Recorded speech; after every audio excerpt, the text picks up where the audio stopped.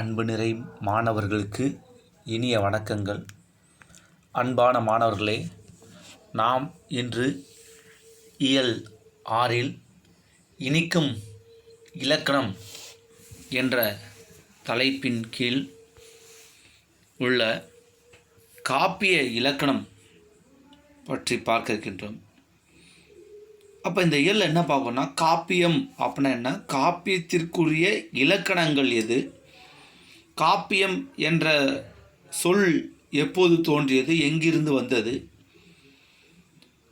இலக்கணங்கள் கூறும் காப்பிய இலக்கணம் என்ன, காப்பிய இலக்கணத்தினுடைய முக்கிய அந்த கூறுகள் எவை என்பதை பற்றியெல்லாம் இந்த பாடத்தில் நாம் பார்க்க இருக்கின்றோம். காப்பியம் அப்படின்னு நம்ம என்ன பார்த்தீங்கன்னா, ஐம்பெருங்காப்பியம், ஐஞ்சிறுகாப்பியம் என்று நமக்கு தெரியும். இப்போ தெரியும், ஐம்பெருங்காப்பியங்கள் சிலப்பதிகாரம், சீவக சிந்தாமணி, குண்டலகேசி, வளையாபதி, மணிமேகலை, இந்த ஐந்தும் ஐம்பெருங்காப்பியங்கள் என்று அழைக்கப்படுகின்றன. நீலகேசி ஒன்று இருக்கின்றது. அப்போ பாருங்கள், காப்பியம் என்று சொன்னதும் ஐம்பெருங்காப்பியங்களின் பெயர்களை மடமடவென்று சொல்லிவிடுவீர்கள், எல்லாருமே சொல்லிடுவோம். காப்பியங்கள் என்பவை நீண்ட கதைப்போக்கு உடையவை என்பதை அறிந்திருப்பீர்கள். காப்பியம் என்னது, பெரிய நீண்ட கதைப்போக்கு, ஒரு முழுமையான வரலாறு என்று சொல்லக்கூடிய அளவிலே இருக்கும் என்பதை அனைவரும் அறிந்திருப்போம். சிலப்பதிகாரம், மணிமேகலை, சீவக சிந்தாமணி முதலிய நூல்களை கீழ் வகுப்புகளில் படித்தும் கதைகளை கேட்டும் இருப்பீர்கள். சிலப்பதிகாரமும் மணிமேகலையும் இரட்டை காப்பியங்கள். சீவக சிந்தாமணி திருத்தக்கத்தையவரால் இயற்றப்பட்டதெல்லாம் நிறையா படிச்சிருப்போம், கேட்டிருப்பீங்க. அப்போ ஐம்பெருங்காப்பியங்களைப் போலவே ஐஞ்சிறுகாப்பியங்களும் காப்பிய வகைகளும் தமிழில் உண்டு என்பதை அறிவீர்களா? ஐம்பெருங்காப்பியங்கள் போல ஐஞ்சிறுகாப்பியங்களும் இருக்கின்றன, அது எல்லாருக்கும் தெரியும், பார்த்துருப்போம், கேட்டிருப்போம். இதன் அடிப்படையில் பெருங்காப்பியம், சிறுகாப்பியம் என வகைப்படுத்தப்படுகிறது. நமக்கு எது தெரியாது, எதனால் இது பெருங்காப்பியம், எதனால் இது சிறுகாப்பியம் என்ற காரணம் தெரியாது. அதை பற்றி விரிவாக இந்த கட்டுரையில் பார்ப்போம். காப்பியம் அப்படின்னா காப்பு கூட்டல் இயம். காப்புன்னா மரபை காப்பது, இயம்னா இயம்புவது, மரபை இயம்புவது, மரபை வெளிப்படுத்துவது, மொழியை சிதையாது காப்பது காப்பியம் என்று அழைக்கப்படுகிறது. இது தெரியும் நமக்கு, காப்பியம்னா என்ன பொருள் இருக்குது. அப்போ ஒரு மொழியை சிதையாது காப்பது காப்பியம், மரபை வெளிப்படுத்துவது காப்பியம், மரபை காப்பது காப்பியம் என்று அதற்குரிய பொருள்கள் இங்கே கூறப்படுகின்றன. அப்போ காப்பியத்தை ஆங்கிலத்தில்னா எபிக் என்பர். இது எப்போஸ் எனும் கிரேக்க சொல்லிலிருந்து தோன்றியது. எப்போஸ்னால் சொல் அல்லது பாடல். இதை வடமொழியில் காவியம் என்று சொல்வார்கள். இப்போ பாருங்கள், பெயர் காரணமும் சொல்லாட்சியம். காப்பியத்தை ஆங்கிலத்தில் எபிக் என்பர். எப்போஸ் எனும் கிரேக்க சொல்லிலிருந்து தோன்றியது. எப்போஸ் என்பதற்கு சொல் அல்லது பாடல் என்பது பொருள். இது வடமொழியில் காவியம் என வழங்கப்படுகிறது. காப்பியம் என்னும் சொல்லை காப்பு கூட்டல் இயம் என பிரித்து மரபை காப்பது, இயம்புவது, வெளிப்படுத்துவது என்றும் மொழியை சிதையாது காப்பது என்றும் காரணம் கூறுவர். அப்போ ஒரு மொழியை சிதையாமல் காப்பது காப்பியம் என்பது இதற்குரிய காரணமாக இருக்கின்றது அப்படின்னு சொல்கிறாங்க. அடுத்து பார்த்திங்கன்னா, சொல்லாட்சியும் நூல்களும். அப்போ ஐம்பெருங்காப்பியம் என்ற வகைமை எப்போது தோன்றியது என்று அறுதியிட்டு கூற முடியல. எப்போ தோன்றுச்சு, யார் ஐம்பெருங்காப்பியங்கள் என்ற பெயர் வச்சாங்க, காப்பியங்கள் என்ற பெயர் எப்போது வந்துச்சு, யாராலும் சொல்ல முடியாது.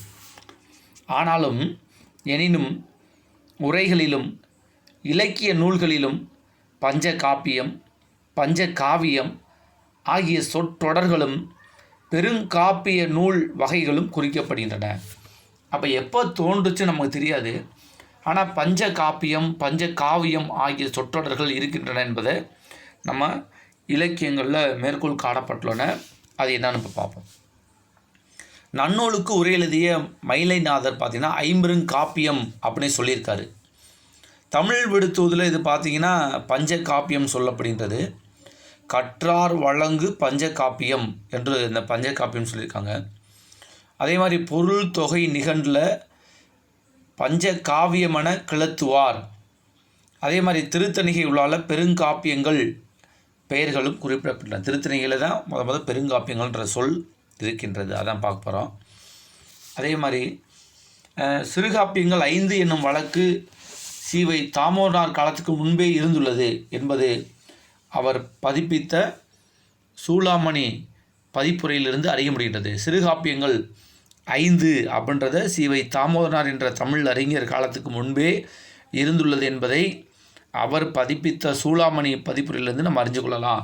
இதுதான் சொல்லாட்சியம். இது இப்போ பாருங்கள், ஏற்கனவே சொன்ன மாதிரி காப்பியம் என்ற சொல் ஐம்பெருங்காப்பியங்களை குறிக்காமலும் பயன்படுத்தப்படுகின்றது. ஐம்பெருங்காப்பியங்கள் எல்லாமே பயன்படுத்தியிருக்காங்க. எங்கே அப்படின்னு பார்த்தீங்கன்னா தொல்காப்பியம் இருக்குது, அதில் நாடக காப்பியம்னு நன்னூல் சொல்லுது.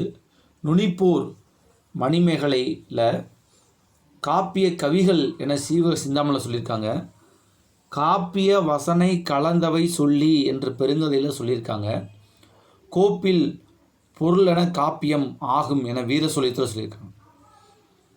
அப்போ இதிலெல்லாம் பார்த்திங்கன்னா காப்பியம் என்ற சொல் பயன்படுத்தப்பட்டிருக்கின்றது.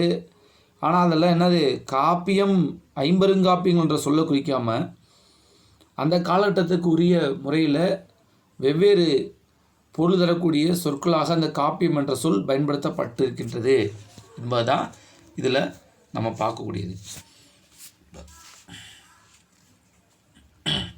பாருங்கள், நன்னூலுக்கு உரை எழுதிய மயிலைநாதர் தன்னுடைய உரையில் ஐம்பெருங்காப்பியம் எனும் சொற்றொடரையும் தமிழ் விடுத்தூதி பாடிய புலவர் அந்நூலில் பஞ்ச காப்பியம் எனும் சொற்றொடரையும் குறிப்பிடுகின்றனர். பொருள் தொகை நிகண்டு திருத்தணிகை உலா ஆகிய நூல்கள் பெருங்காப்பியம் 5 என குறிப்பிட்டு அவற்றின் பெயர்களையும் வழங்கியுள்ளன. சிறுகாப்பியங்கள் 5 என்று வழங்கும் வழக்கம் சீவை தாமோதரனார் காலத்திற்கு முன்பே இருந்துள்ளது என்று அவர் பதிப்பித்த சூளாமணி 1895 பதிப்புரையிலிருந்து அறிய முடிகிறது.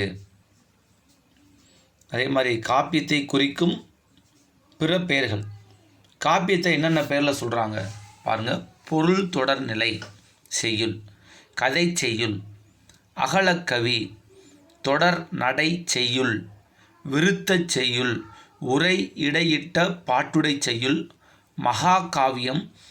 இந்த பேர்லாம் எதுனா காப்பியத்தை குறிக்கக்கூடிய பிற பெயர்கள். காப்பியம் என்ற சொல்லுக்கு என்னென்ன பொருளுக்கு மகாகாவியம் என்று அழைக்கப்படும் எது அழைக்கப்படுகிறதுனா காப்பியம். உரையிடையிட்ட பாட்டுடை செய்யுள் எது காப்பியம். அகலக்கவி எது காப்பியம். இப்படி 2 மதிப்பெண்ணில் கேட்கலாம். காப்பியத்தை குறிக்கும் வேறு பெயர்கள் எவை, நல்லா இதை எழுதி படித்து வச்சுக்கோங்க, சரிங்களா. அடுத்து காப்பிய அமைப்பு முறை. இந்த காப்பியா எப்படி அமைக்கப்பட்டிருக்கின்றது அப்படின்னு பார்த்தீங்கன்னா, காப்பிய சிற்று உறுப்புகளாக காதை, சருக்கம், இலம்பகம், படலம் முதலானவை சிற்று உறுப்புகளாக அமைந்திருக்கின்றன. காண்டம் என்பது பல சிற்று உறுப்புகளின் தொகுதியாக உள்ள பேருறுப்பை பெரும்பிரிவு குறிக்கும். அப்போ காப்பியம் உதாரணத்துக்கு சிலப்பதிகாரம், மங்கள வாழ்த்து பாடலேருந்து வரம் தரும் காதை, சரிங்களா. அப்போ காதை என்ற சொல் எங்கே பயன்படுத்தப்படுனா சிலப்பதிகாரத்தில். அதே மாதிரி எங்கே இருக்குன்னா மணிமேலையிலையும் காதை என்ற சொல் பயன்படுத்தப்படுகின்றது. சருக்கம் என்பது சூளாமணியிலையும் பாலத்திலையும் பயன்படுத்தப்படுகிறது. இலம்பகம் அப்படின்றது பார்த்திங்கன்னா சீவக சிந்தாமணியில் பயன்படுத்துகிறது. நாமகள் இலம்பகம் முதல் முத்தி இலம்பகம் வரை அப்படின்வாங்க. அப்போ சீவக சிந்தாமணியில் இலம்பகம் சொல்லியிருக்கு. படலம் கம்பராமாயணத்தில் திருவடி தொழுத படலம், மீட்பு படலம். அப்போ படலம் என்பது அதனுடைய உட்பிரிவு. காண்டம் என்பது சிலப்பதிகாரத்தில் கம்பராமாயணத்தில் பெரும்பிரிவு. பாலகாண்டம், அயோத்தியா காண்டம். காண்டம் என்பது பெரும்பிரிவு. அதே மாதிரி சிலப்பதிகாரத்தில் பார்த்தீங்கன்னா புகார் காண்டம், மதுரை காண்டம், வஞ்சி காண்டம். அப்போ படலம் என்பது சிறு பிரிவுகளாகும். காண்டம் என்பது அதை தொகுத்த தொகுதியாக உள்ள பேருறுப்பையும் குறிக்கும் அப்படின்றதான் இதில் நம்ம இப்போ பார்த்துருக்கோம். பாருங்கள், காதை என்ற சொல் எங்கெங்கே இருக்குது? சிலப்பதிகாரத்தில் மணிமலையில் இருக்குது. சருக்கம் என்பது சூளாமணிலையும் பாரதத்திலையும் இருக்குது. இளம்பகம் என்பது சீவ சிந்தாமணியில் இருக்குது. படலம் என்பது கந்தபுராணம் கம்பராமாயணத்தில் இருக்குது. சரி, அடுத்து இது பார்த்தீங்கன்னா எங்கே இருக்குன்னா, தண்டி அலங்காரம் கூறும் காப்பிய இலக்கணம். வடமொழியில் காவிய தரிசம் என்ற நூலை தழுவி தமிழில் எழுதப்பட்ட அணி இலக்கண நூல் தண்டி அலங்காரம் ஆகும். தண்டி அலங்காரம் என்பது இலக்கணத்தை கூறக்கூடிய அணி இலக்கணத்தை கூறக்கூடிய ஒரு நூல். இந்நூலில் பெருங்காப்பியம், சிறுகாப்பியம் என்று இரு வகையாக பிரிக்கப்பட்டு காப்பிய இலக்கணம் கூறப்பட்டுள்ளது. என்னது? இந்த தண்டி அலங்காரத்தில் என்ன இருக்காங்க? பெருங்காப்பியம், சிறுகாப்பியம் என்று இரு வகையாக பிரிக்கப்பட்டு காப்பியத்தினுடைய இலக்கணம் கூறப்பட்டுள்ளது. அதில் என்ன சொல்லியிருக்காங்க? காப்பியங்கள் ஒரே வகை செய்யுளாலும் அமையும், பல்வகை செய்யுட்களாலும் அமையும். காப்பியங்கள் எப்படி ஒரே வகையான செயலில் இருக்கும், ஒவ்வொரு அந்த நிறைய பிரிவுகள். உதாரணத்துக்கு பார்த்தோன்னா அந்த காதை சருக்கம் இருக்குல்ல, ஒவ்வொரு சருக்கம் இருக்கின்ற போது அதே மாதிரி காண்டம் என்பது பெரும்பிரிவாக இருக்குது. அப்போ ஒரே வகை செயலில் பாடல் முழுவதும் இருக்கலாம், இல்லை மாறி மாறியும் இருக்கலான்றாங்க. இந்த தண்டி அலங்காரத்தில் சொல்லியிருக்காங்க பாருங்கள். பாவிகம் என்பது காப்பிய பண்பே. பாவிகம் காப்பியத்தினுடைய பண்பு பாவிகம் என்று அழைக்கப்படுகின்றாங்க. அந்த பாவிகம்னா என்னன்றது அடுத்து பார்ப்போம். அதே மாதிரி தண்டி அலங்காரம் கூறும் காப்பிய இலக்கணம் அது எங்கேருந்து வந்துச்சுன்னா, வடமொழியில் காவிய தரிசம், அணி இலக்கண நூல் தண்டி அலங்காரம். அந்த தண்டி அலங்காரத்துலாம் முத பெருங்காப்பியம்னா என்ன, சிறுகாப்பியம்னா என்னன்னு சொல்லி இலக்கணம் சொல்லியிருக்காங்கன்னு பார்த்தோம். அப்போ அதே ஏற்கனவே பார்த்த மாதிரி காப்பியங்கள் ஒரே வகை செய்யுளாலும் அமையும், பல்வகை செயல்களாலும் அமையும். விருத்தப்பாவால் முழுவதும் விருத்தப்பாவால் அமைந்தது சீவ சிந்தாமணி கம்பராமாயணம். இதெல்லாம் ஒரே வகை செயல். அதே மாதிரி பாட்டும் உரைநடையும் கலந்த பல்வகை செயல்களால் அமைந்தது சிலப்பதிகாரம். ரெண்டுக்கும் ஒவ்வொரு எடுத்துக்காட்டு இங்கே சொல்லியிருக்கு, பார்த்துக்கோங்க. அப்போ அதே மாதிரி பார்த்திங்கன்னா ஐம்பெருங்காப்பியங்கள், இந்த தமிழன்னை சூடாமணியை தலையிலும், சிந்தாமணியை ஆரணமாக மார்பிலும், குண்டலகேசியை காதலை அணிகலனாகவும், மணிமேகலை இடையிலேயும், வளையாபதி கையிலேயும், சிலப்பதிகாரத்தை காலில் தண்டையாகவும் அணிந்துள்ளாள் என்பதை இந்த படம் விளக்குகின்றது. இப்போ பெருங்காப்பியத்தினுடைய அடிப்படை பண்புகள். அப்போ பெருங்காப்பியத்தில் என்னென்ன அடிப்படையான பண்புகள் இருக்கணும் அப்படின்ற பார்க்குறோம். முதல்னா வாழ்த்துதல், தெய்வத்தை வணங்குதல், வருபொருள் உரைத்தல் என்ற மூன்றில் ஒன்றினை தொடக்கத்தில் பெற்று வரும். அவற்றுள் ஒன்றோ இரண்டோ மூன்றோ வரலாம். அப்போ வாழ்த்துதல், மங்கள வாழ்த்து பாடல். அப்போ தெய்வத்தை வணங்கலாம், வருபொருள் உரைத்தல். இந்த மூன்றில் ஏதாவது ஒன்றை வச்சு தான் என்ன இருக்குது தொடங்கணும். எது? பெருங்காப்பியங்கள்.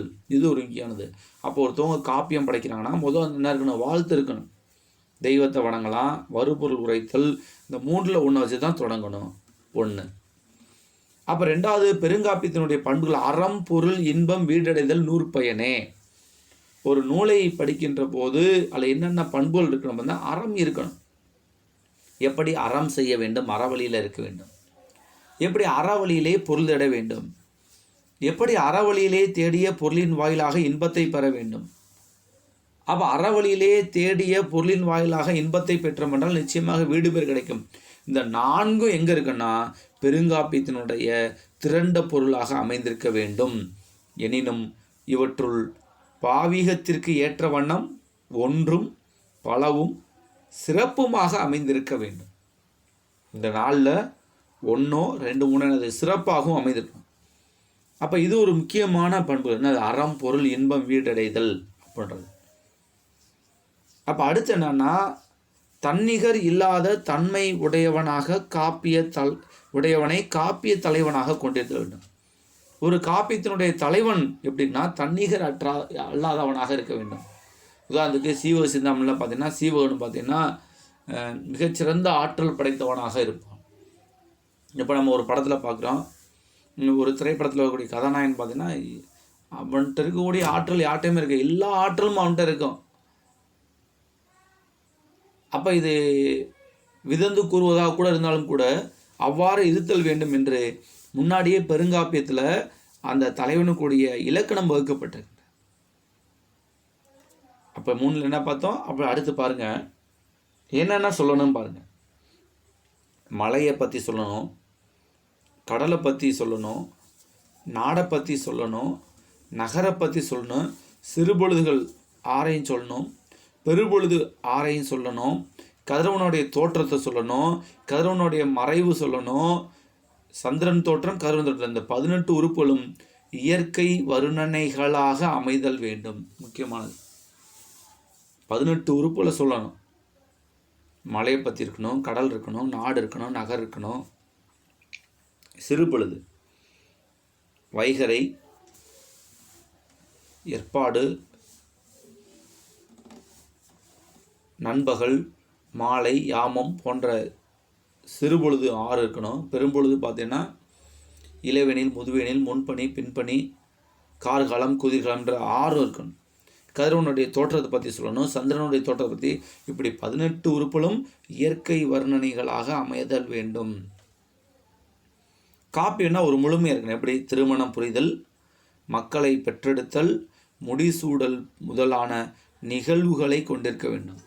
ஒரு பெருங்காப்பியத்தில் திருமணம் புரிவது பற்றி இருக்கணும், மக்களை பெற்றெடுத்தல் பற்றி இருக்கணும், முடிசூடுதல் இருக்கணும், போன்ற நிகழ்வுகள்லாம் கட்டாயம் இருக்கணும்.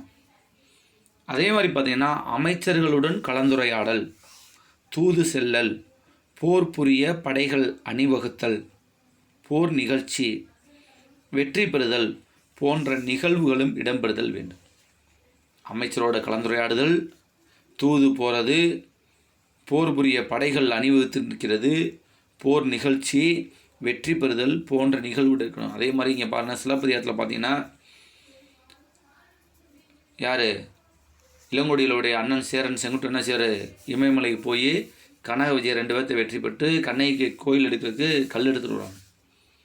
அப்போ அங்கே அமைச்சருடன் கலந்துரையாடல், தூது செல்லல், போர் நிகழ்ச்சி, வெற்றி. அதே மாதிரி சீவக சிந்தாமணியில் சீவகன் பார்த்தீங்கன்னா அந்த நண்பர் அமைச்சரோட கலந்துரையாடல், தூது போகிறது, போருக்கு போகிறது, வெற்றி பெறுதல் போன்ற நிகழ்ச்சியெல்லாம் இருக்குது. இதெல்லாம் இது அந்த காப்பியத்தினுடைய இன்றியமையாத பண்புகள் இடம்பெற்றிருக்க வேண்டும். அதே மாதிரி சந்தி எனப்படும் கதை போக்கு இருக்கணும். எப்படி தொடக்கம், வளர்ச்சி, விளைவு, முடிவு என்பவை வரிசைப்படி அமைந்திருக்கணும். தொடக்கம் ஒரு மங்களகரமாக தொடங்குதல், வளர்ச்சி கதை வளர்ந்து கொண்டே போதல், இடையில் ஒரு விளைவு, ஒரு திருப்பு முனை, ஒரு முடிவு இருக்கணும். உதாரணத்துக்கு தொடக்கம், அப்போ சிலப்பதிகார தொடக்கம் என்ன இருக்குது, கோவலன் கண்ணையும் திருமணம் செய்து கொண்டிருப்பது. அப்போ வளர்ச்சி என்னது, கோவலன் கண்ணையை விட்டு பிரிஞ்சு மாதவியின் பால் சென்று வாழ்தல் வளர்ச்சி. விளைவு என்னென்னா காணல் வரியில் கோவலன் மாதவிட்டிருந்து பிரிஞ்சு கண்ணையிட்ட வந்து 2 மதுரைக்கு போய் அப்போ மறியில் கண்ணையினுடைய சிலம்பை விற்க போய் கல்வன் என்று குற்றம் சாட்டப்பட்டு கோவலன் இறப்பு. இதன் காரணமாக என்ன விளைவு இருக்கும், கண்ணகி போய் பாண்டிய நெடுஞ்செழியனோட வாதிட்டு மதுரையை எரித்து முடிவு என்னது, சிலை எடுப்பதற்காக, கோயில் அமைப்பதற்காக இப்படி ஒரு இது வரிசையாக அமைந்திருக்க வேண்டும். அப்போ அமைப்பு முறையில் பெருங்காப்பிய உட்பிரிவுகளுள் சருக்கம், இலம்பகம், பரிச்சேதம் என்ற பெயர்களில் ஒன்றை பெற்றிருத்தல் வேண்டும். சருக்கம் இல்லாட்டி இலம்பகம் இல்லாட்டி பரிச்சேதம், இதுதான் பெருங்காப்பிய உட்பிரிவில் இருக்கணும். அதே மாதிரி எண்வகை சுவையும் மெய்ப்பாட்டு குறிப்புகளும் கேட்போர் விரும்பும் வண்ணம் அமைக்கப்பட்டிருக்க வேண்டும். அப்போ 8 வகையான சுவை, நகையை, அழுகை, இளிவரல், மறுக்கை, அச்சம், பெருமிதம், வெகுளி, உவகை என்ற 8 வகையான சுவைகளும் மெய்ப்பாட்டு குறிப்புகளும் கேட்போர் விரும்பும் வண்ணம் அமைக்கப்பட்டிருக்க வேண்டும். சிலப்பதிகாரம் முதலான 50 காப்பியங்களும் சிறப்பு வாய்ந்தவை எனினும் இந்த பெருங்காப்பியத்திற்குரிய 4 வகை உறுதிப் பொருளும் எதில் இருக்கும், முழுமையாக இருக்கும் பார்த்தீங்கன்னா சீவகசிந்தாமணியில் தான் முழுமையாக இருக்கும். என்ன சொல்கிறாங்க, சிலப்பதிகாரம் முதலான 50 காப்பியங்களும் சிறப்பு வாய்ந்தவையே, எனினும் பெருங்காப்பியத்திற்குரிய 4 வகை உறுதி பொருளும் பிற உறுப்புகளும் முழுமையாக அமையப்பெற்று விளங்கும் காப்பியம் சீவக சிந்தாமணியே ஆகும். சிறுகாப்பியம் அப்படின்னு என்னன்னா, அறம் பொருள் இன்பம் வீடு என்ற காப்பிய பண்புகள் 4ல் 1ஓ 2ஓ குறைந்து வருவது சிறுகாப்பியம், வேற ஒன்றும் இல்லை. அப்போ சிறுகாப்பியம்னு என்னது, அந்த அறம் பொருள் இன்பம் வீடு எது இருக்குல்ல, அதில் 1ஓ 2ஓ குறைஞ்சி வந்து அது என்னது சிறுகாப்பியம். இது என்னது, பெருங்காப்பியம்னா முழுமையான ஒரு வரலாறு இருக்கணும், முழுமையாக இருக்கணும். ஆனால் இதில் 1-2 குறைஞ்சிருக்கும், அவ்வளோதான் வித்தியாசம். இப்போ என்னென்ன பார்த்தீங்கன்னா, இது கடைசி வர வேண்டியது எளிய நடை, இனிய கதை, அழகியல், கற்பனை வடிவம் ஆகியவை ஒரு சேர அமைந்த இலக்கிய வடிவமை காப்பியம். விருத்தம் என்னும் ஒரே வகை செயலில் அமைந்த காப்பியம் என்னது, சீவகசிந்தாமணி, கம்பராமாயணம் ஏற்கனவே பார்த்துருக்கோம். பாட்டும் உரைநடையும் கலந்து பல்வகை செயலொலியில் அமைந்த காப்பியம் சிலப்பதிகாரம். பெருங்காப்பியத்திற்குரிய 4 வகை உறுதிப் பொருளும் பிற உறுப்புகளும் முழுமையாக அமையப்பட்ட காப்பியம் என்னது, சீவக சிந்தாமணின்னு பார்த்தோம். இப்போ 5 காப்பியங்கள் என்னது, உதயனகுமார காவியம், நாககுமார காவியம், யசோதர காவியம், சூளாமணி, நீலகேசி, இவை 4 என்னது 5 காப்பியங்கள். இப்போ பாவீகம்னா என்னது, காப்பியத்தினுடைய பண்பாக பாவீகம் என்பதை தண்டி அலங்காரம் குறிப்பிடுகின்றது. அப்போ காப்பியத்தினுடைய பண்பு தான் பாவீகம் என்று அழைக்கப்படுகிறது. ஒரு காப்பியத்தினுடைய பண்பு என்னவா இருக்கும் அதை சொல்வதுதான். பாருங்கள், காப்பியத்தில் கவிஞன் வலியுறுத்த விரும்பும் அடிப்படை கருத்தினையே பாவிகம் என்பர். அப்போ பாவிகம்னா என்னென்னா, எதுக்காண்டி இந்த இயற்றப்பட்டது. இப்போ உதாரணத்துக்கு நம்மளாம் தெரியும், இந்தியாவின் 2 பெரிய இதிகாசங்கள் எவைனா ராமாயணமும் மகாபாரதம். அப்போ ராமாயணம் அது பெண்ணாசை கூடாது, மகாபாரதம் மண்ணாசை கூடாது, நம்ம முன்னோர்கள் ஒரே வரியில் சொல்லியிருக்காங்க. இப்படி அந்த காப்பியத்தில் மூலமாக மக்கள் பெறக்கூடிய படிப்பினை என்னது, இந்த காப்பியம் உணர்த்தும் நீதி எது, அதுதான் பாவிகம் என்பது. அதான் சொல்கிறாங்க, பிறனில் விளைவோர் கிளையொடும் கெடுப என்பது கம்பராமாயணத்தின் பாவிகம். பிறனில் விளைது பெண்ணாசை என்பது அடுத்தவன் மனைவியாகிய சீதையின் மீது ராவணன் ஆசைப்பட்ட காரணத்தினால் ராவணன் அழிந்த வரலாற்றை கூறுவதுதான் இது கம்பராமாயணம். அதான் சொல்கிறாங்க, பிறனில் விளைவோர் கிளையடும், கிளைனா தன்னுடைய சுற்றத்தோடு அழிந்து போவான்றது தான் கம்பராமாயணத்தினுடைய பாவிகம். அதே மாதிரி சிலப்பதிகாரத்தினுடைய பாவியம் என்னன்னு நமக்கு எல்லாம் தெரியும், அரசியல் பிழைத்தோர்க்கு அறம் கூற்றாவதும், உரைசால் பத்தினியை உயர்ந்தோர் ஏத்துவர், ஊழ்வினை உறுத்து வந்து ஊட்டும். இந்த 3 இது சிலப்பதிகாரத்தினுடைய பாவிகமாக காப்பிய பண்பாக இருக்கக்கூடியது. அதான் பாருங்கள், கம்பராமாயண பாவிகம் பிறனில் விளைவோர் கிளையொடும் கெடுப, சிலப்பதிகார பாவிகம் அரசியல் பிழைத்தோர்க்கு அறம் கூற்றாகும், உரைசால் பத்தினியை உயர்ந்தோர் ஏத்துவர், ஊழ்வினை உறுத்து வந்து ஊட்டும். இது 3 சிலப்பதிகாரத்தினுடைய பாவிகம். இப்போ பாருங்கள், ஒரு மொழியின் வளத்தை காப்பியங்களே புலப்படுத்தும் என்பர். ஒரு மொழியில் இருக்கக்கூடிய காப்பியங்களை வைத்தே அந்த மொழியினுடைய சிறப்புகளை மேன்மைகளை எளிதில் கூற முடியும் என்கிறார்கள். எளிய நடை, இனிய கதை, அழகியல், கற்பனை ஆகியவை ஒரு சேர அமைந்த இலக்கிய வடிவமே காப்பியமாகும். இப்போ காப்பியம் என்னது, எளிய நடை, இனிய கதை, அழகியல், கற்பனை, இதெல்லாம் சேர்ந்து வரக்கூடியது என்னது காப்பியமாகும். காவியமானாலும் ஓவியமானாலும் இன்பம் தந்து வாழ்க்கையை உயர்த்த வேண்டும். அப்போ இதனுடைய நோக்கம் என்னன்னா, வாழ்க்கையை உயர்த்துதல், மனித வாழ்க்கையை உயர்ந்த தத்துவங்களை அறிய செய்வது, உயர்ந்த நிலைக்கு கொண்டு செல்வது காப்பியத்தினுடைய நோக்கமாக இருக்க வேண்டும்.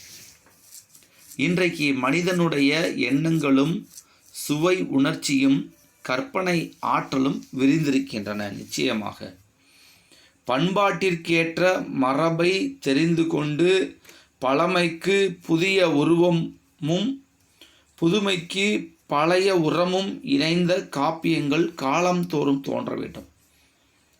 அப்போ காப்பியங்கள்னா பழைய காலத்தில் நிறைய ஏற்பட்டன, இன்றைக்கி குறைஞ்சி போச்சு.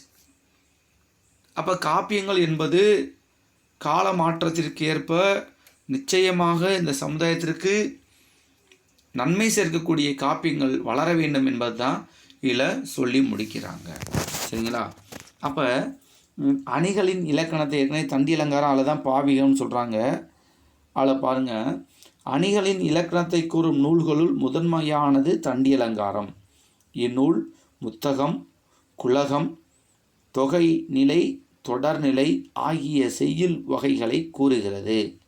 இந்நான்களுள் தொடர்நிலை எனும் வகை காப்பியத்தை குறிப்பதாகும். அது தண்டிலங்கத்தில் என்னென்ன சொல்கிறாங்க, செயலோட வகையில் என்ன சொல்கிறாங்க, முத்தகம்னு ஒரு வகை இருக்குது செயலில், குலகம்னு ஒன்று இருக்குது, தொகைநிலைன்னு ஒன்று இருக்குது, தொடர்நிலைன்னு இருக்குது. இல்லை, தொடர்நிலை தான் இது காப்பியத்தை குறிப்பதாகும். தொடர்நிலை ஒரு பாடலையும் மற்றொரு பாடலையும் சொல்லாலும் பொருளாலும் தொடர்பு ஏற்படுத்தும் செய்யுள் வகையை குறிக்கும். இது பொருள் தொடர்நிலை, சொல் தொடர்நிலை என்று இருவகைப்படும். அப்போ தொடர்நிலை செயல்னா என்னது? ஒரு பாட்டுக்கும் அடுத்த பாட்டுக்கும், ஒரு பாட்டோட பொருளுக்கும் அடுத்த பாட்டோட பொருளுக்கும் தொடர்பு இருப்பது தான் என்னது? தொடர்நிலை செய்யுள் என்பது. அப்போ அப்படி இருந்தால் தான் அந்த காப்பியம் சிறக்கும் இனிக்கும் என்பது. அதே இது என்னென்ன சொல்கிறாங்க, ரெண்டு பொருள் தொடர்நிலை, சொல் தொடர்நிலை. அப்போ பொருள் தொடர்நிலைன்னா என்னென்னா, ஒரு பாட்டுக்கு அடுத்த பாட்டுக்கும் பொருளை வரிசையாக வந்துகிட்டே இருக்கும். இப்போ சிலப்பதிகாரம் கம்பராமாயணம் பார்த்திங்கன்னா தொடர்ந்து இந்த பாட்டை வாசிட்டு வந்தால் பொருள் வரிசையாக அந்த கதையை அப்படி தெரிஞ்சுக்கலாம். இது பொருள் தொடர்நிலை.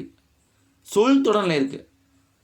சொல் தொடர்நிலை என்ன இருக்குது, ஒரு பாட்டோட கடைசி அடி அடுத்த பாட்டோட முதலடி வந்துச்சுன்னா அது பேர் சொல் தொடர்நிலை. இதுக்கு பேர் என்னென்னா அந்தாதி இலக்கம். அந்தம் ஆதியாக, ஆதினா தொடக்கம், அந்தம்னா முடிவு. முடிவு ஒரு பாட்டோட முடிவு அடுத்த பாட்டோட தொடக்கமாக வந்துச்சுன்னா பேர் அந்தாதி இலக்கியங்கள் என்று சொல்கிறோம். அது ஒன்று இருக்குது.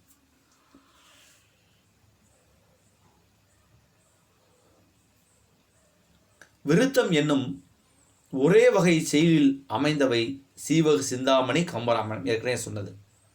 பாட்டும் உரைநடையும் கலந்து பல்வகை செயல்களில் அமைந்தது சிலப்பதிகாரம். 20ஆம் நூற்றாண்டில் காப்பிய இலக்கணங்களுள் சிலவற்றை பின்பற்றி இயற்றப்பட்டதை குறுங்காப்பியம் அல்லது குறுங்காவியம் என்பர். இந்த குறுங்காவியம் என்பது பின்னாடி எழுதினாங்க யார்? பாரதியார், பாரதிதாசன். இவற்றுள் சில பிறமொழி தழுவலாகவும் மொழிபெயர்ப்பாகவும் அமைந்துள்ளது. நிச்சயமாக. அப்போ பாரதியார் படித்த குறுங்காப்பியம் என்னன்னா அஞ்சாலி சபதமும் குயில் பாட்டும். பாரதிதாசன் என்ன படிச்சிருக்காரு பார்த்தீங்கன்னா, குறுங்காப்பியமாக பாண்டியன் பரிசு, தமிழச்சின் கத்தி, இருண்ட வீடு, எதிர்பாராத முத்தம், சஞ்சீவி பர்வதத்தின் சாரல், வீரத்தாய், புரட்சிக்கவி. கைமணி தேசிய நாயம்பிள்ளை பார்த்தீங்கன்னா அதே மாதிரி மருமக்கள் வழி மான்மியம். கண்ணதாசன் பார்த்தீங்கன்னா ஆட்டனத்தி ஆதிமந்தி, மாங்கனி, இயேசு காவியம். கவியோகி சுத்தானந்த பாரதியார் பாரத சக்தி மகாகாவியம். புலவர் குழந்தை ராவண காவியம். இவங்களது பிற்காலத்தில் 20ஆம் நூற்றாண்டில் இந்த புது கவிதை வந்தபோது குறுங்காப்பியம் அல்லது குறுங்காவியம் என்ற பெயரில் இவங்கெல்லாம் படைச்சிருக்காங்க. இதுவும் ஒரு முக்கியமானதாக இருக்கின்றது.